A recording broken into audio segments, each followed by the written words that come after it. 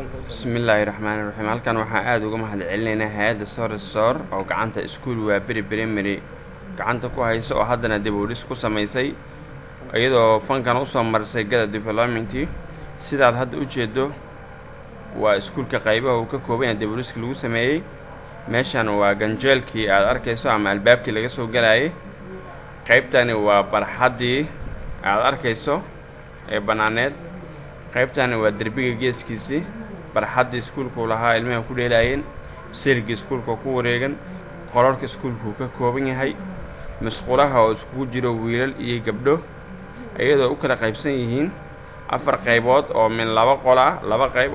qol ah oo wiilasha leeyihiin hal qayb oo min qolqol ah ee masquusha tahay gabdhaha ah qaybtii baraagta aan ka maqnayn dhammaan iskuulku waxa ku wareegan barxadiisa siligaas oo yacni seefin u ah ardayda waa tahay qaybtaas ardayda ayay ahayd oo seefin ku ah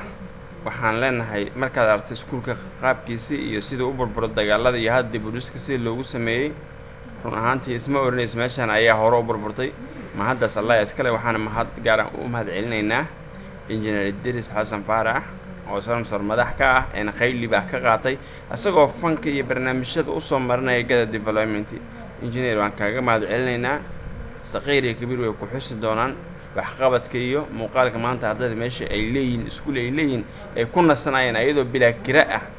ee iskuulku u yahay iskuul ardayda ay leeyihiin qaybtaasna aad ayaan kaaga mahadcelinaynaa fankaas waxaan ka qayb qaadatay waxaan leenahay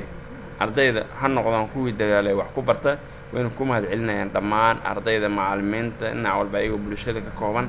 wassalaamu calaykum waraxmatullaahi wabarakaatu.